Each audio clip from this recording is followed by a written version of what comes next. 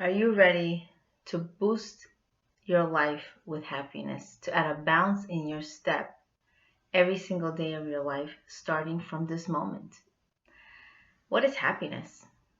Happiness is an often misunderstood emotion, yet happiness gives us a wealth of life, living a life that's true and rich in every way.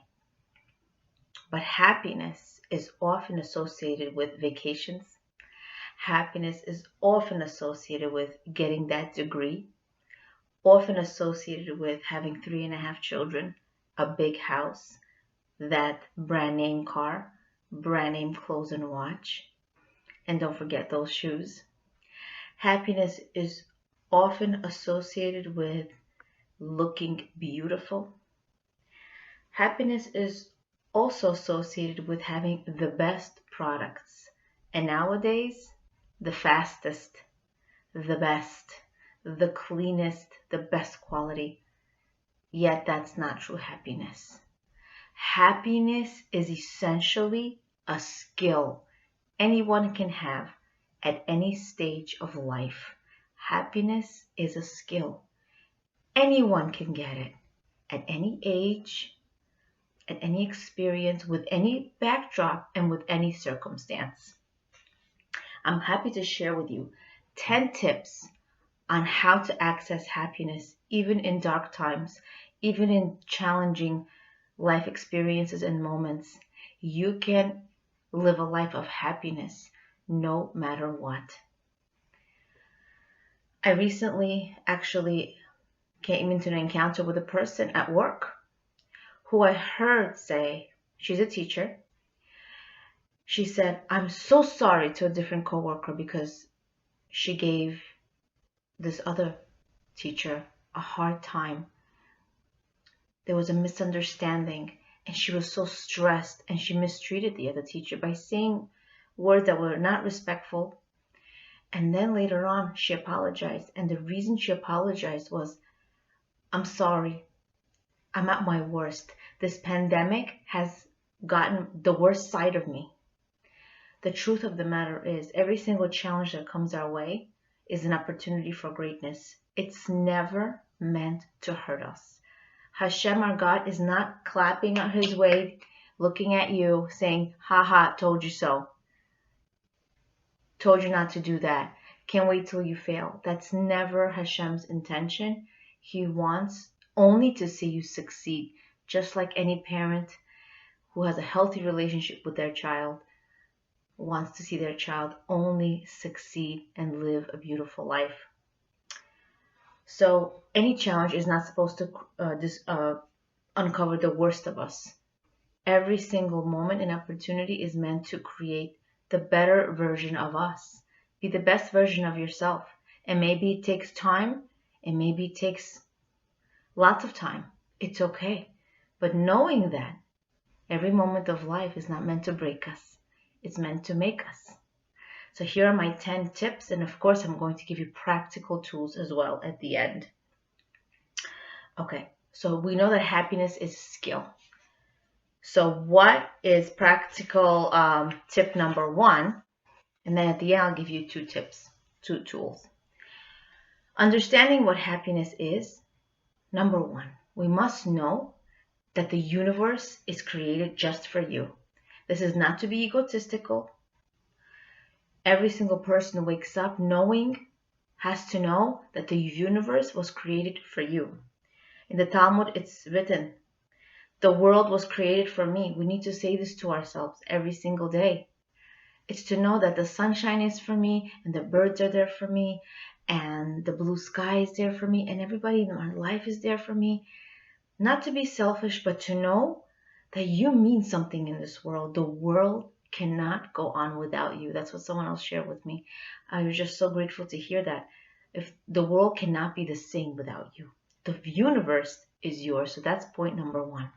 Point number 2 is appreciate your senses. Without your glasses, you can't see, let alone your eyes, right? You can't hear well if your hearing is compromised. You can't taste, you can't touch, and you can't smell. Appreciate your senses. The world is a beautiful place, but we won't appreciate if just for a minute a day you won't close your eyes and just meditate, or just close your eyes. And when you open them after a minute, you really appreciate the colors and the world around you. And the world is meant for us to be lived in and enjoyed. This is why we're here. Enjoy the world, and of course use it with purpose. Number 3, how to be happy in life is to know how to reframe. Reframing means taking your situation and telling yourself the right story, a realistic story. Reframing means you're realistic and you're positive. You didn't get invited to the party. It's not because she forgot about you. That's not the story you want to say, or she doesn't like you. The story you want to say to yourself, she's probably so overwhelmed that she just forgot to call you. She has so much going on. She's such a good person. She has good intentions. That's reframing positively. And yes, later on you can confirm the story. And most of the time, our negative thinking is wrong. The automatic reaction, why you're upset, is because the reframe is often wrong. So learning how to reframe correctly. Number 4, appreciating people. You live your life every day, and there's so many people who benefit your existence without you even knowing that they actually are there to benefit you. The supermarkets are packed with food that you enjoy.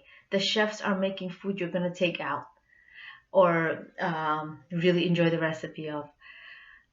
The clothing that's made, the styles that are made, are styles that you will wear one day. And you will never meet these people. Sometimes we're lucky enough to see the mail carrier and say thank you. So many people are involved in making sure our online packages get through, the order gets through, the order is confirmed, the right order is picked up and delivered. That's a lot of work. So much steps are involved. There are so many people out there in the world who are benefiting you, and you will never meet them. So just appreciate everyone. Appreciate people. And they don't have to be your best friends, but just know that the world is benefiting you all the time without you even realizing it. But giving it some thought will truly add to happiness into your life. Number 5, developing a wide threshold of okayness. Not trying to be a perfectionist. We have an image of how our house is supposed to look like.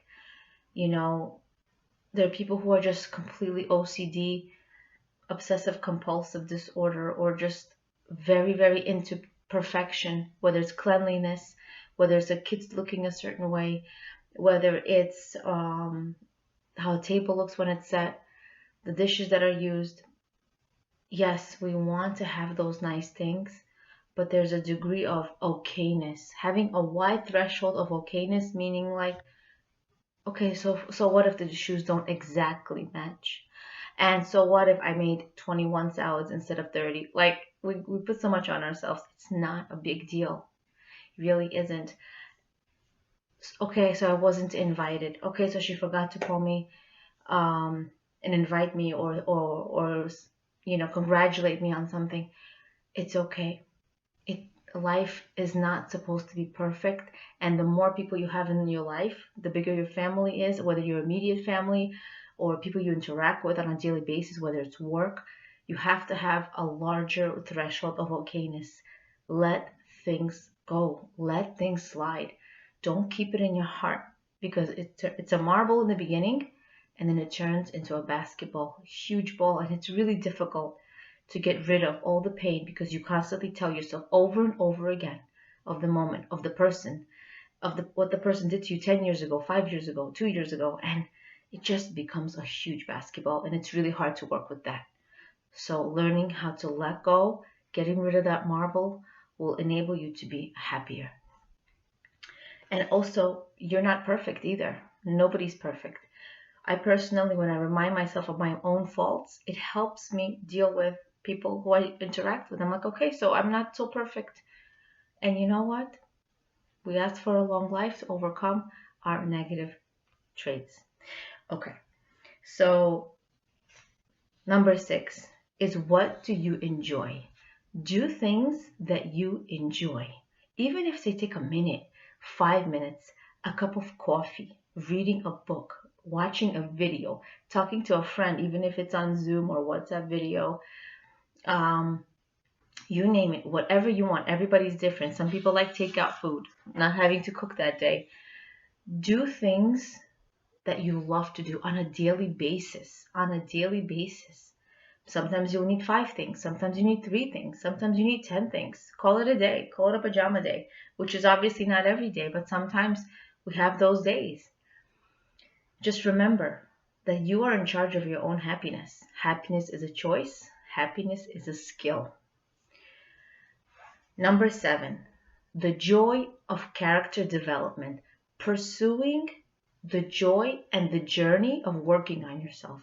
Choose something that you're working on, whether it's not yelling, or whether it's staying calm, whether it's being patient. And I know they're kind of related. Whether it's speaking softly, whether it's not saying derogatory words, whatever that it is. We're not speaking badly about other people. It could be a load of different things, and we constantly want to work on so much on ourselves. We have good intentions, we work really hard, we want to work on ourselves.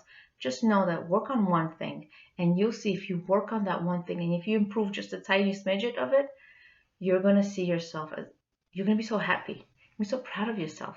You're going to be able to look at yourself in the mirror and be so happy because you improved in character. Character really brings you a lot of happiness. Believe me, after you eat that ice cream, the next day you want another ice cream.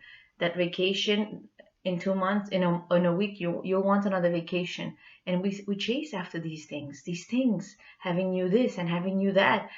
And they're all good, but we just have to remember, they're all temporary.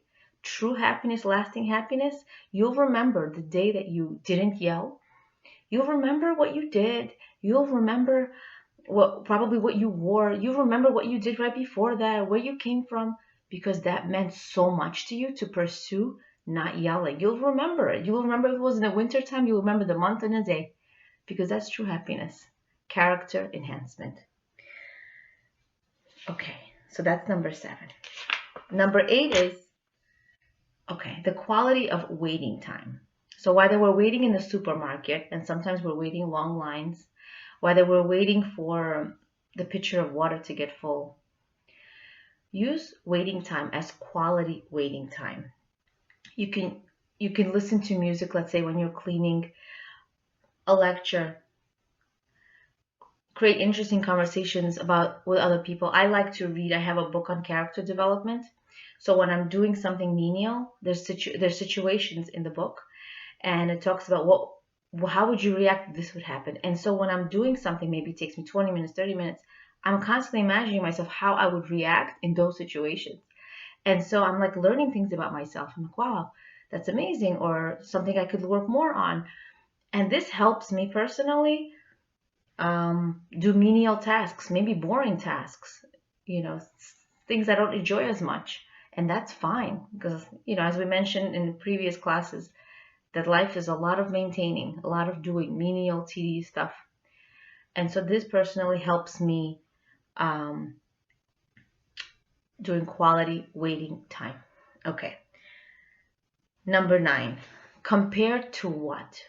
Most of the time, or a lot of the time, depending on you, we compare ourselves to others. And yes, this is so natural. You compare yourself to your sister-in-law, your mother-in-law, your mother.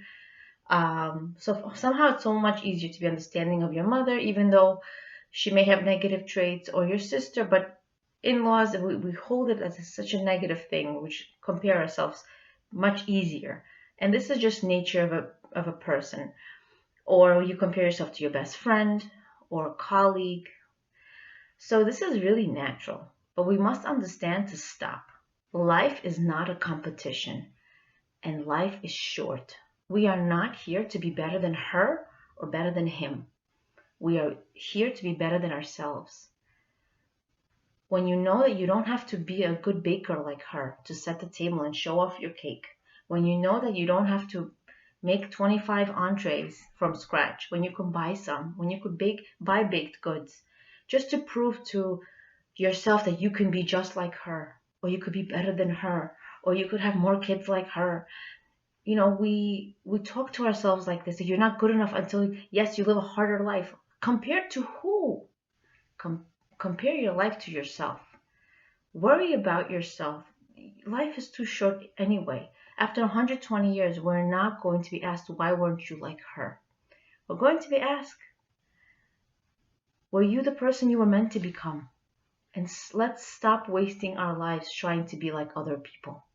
Love yourself and be the best version of yourself. Number 10. Number 10 is really difficult, but it's so worthwhile to work on.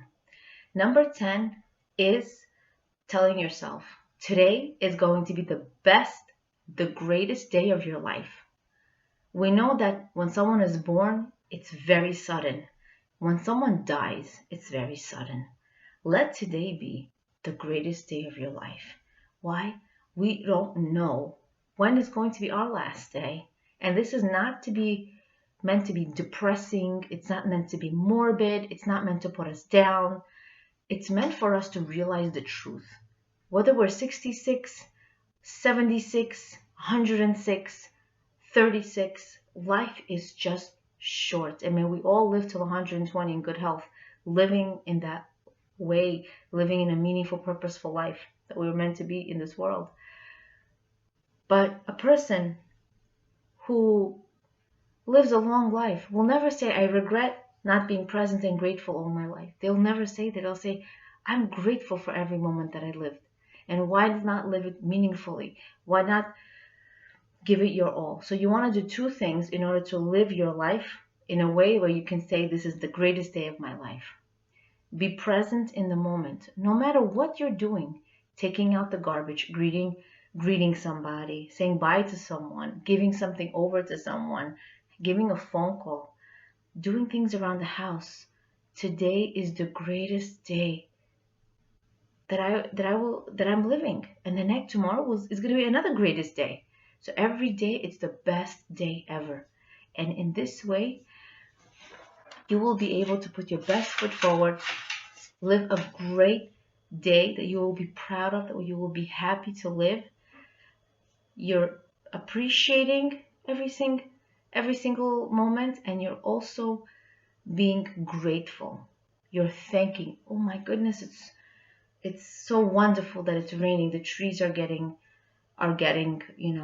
nourished. It's so wonderful that I have the gear that I need to clean the snow. Obviously, I don't clean snow, but I don't even know what it's called, the shovels, to clean the snow. You're grateful, even though it's snowing and it's icy and it's cold, you're grateful that you have a home, you're cozy, and that ties into being a good reframer, as we talked earlier. So remember, these tips are for us to know that we are here to access the skill of happiness. And I'm going to give you with a tool. This tool is called PIES. PIES stands for PIES. PIES stands for P as in physical, the physical part of a story. I is the individual details, and E is the emotional. I is the individual story we're telling ourselves. E is the emotional part, and S is actually the spiritual yearning. So let me give you a quick example. Okay, let's go back to our example when someone forgot to invite you to the party. Okay, so P is, there was a party, I wasn't invited. That's it. So I is the story I'm telling myself, the individual story I'm telling myself. She forgot about me, she doesn't like me, she doesn't care about me, she thinks she's better than me, she's too busy for me. Okay, that's I. E is I feel hurt, I feel betrayed, I feel angry, I feel upset, I feel forgotten about. So E is your emotional feelings. And S is the spiritual yearning. What do you really want? You want attention. You just want to be loved. So maybe when you see the story that way, you'll say, you know what, maybe I could get that attention somewhere else. Maybe I'll go for a massage. Maybe I'll do more self-care. So in this way, you'll actually be able to access happiness even more. I hope these tips were helpful. Appreciating the insights of Rabbi Zelig Pliskin in the book Happiness. Leah Abramov, Being and Becoming, awakening awareness of your greatness and potential.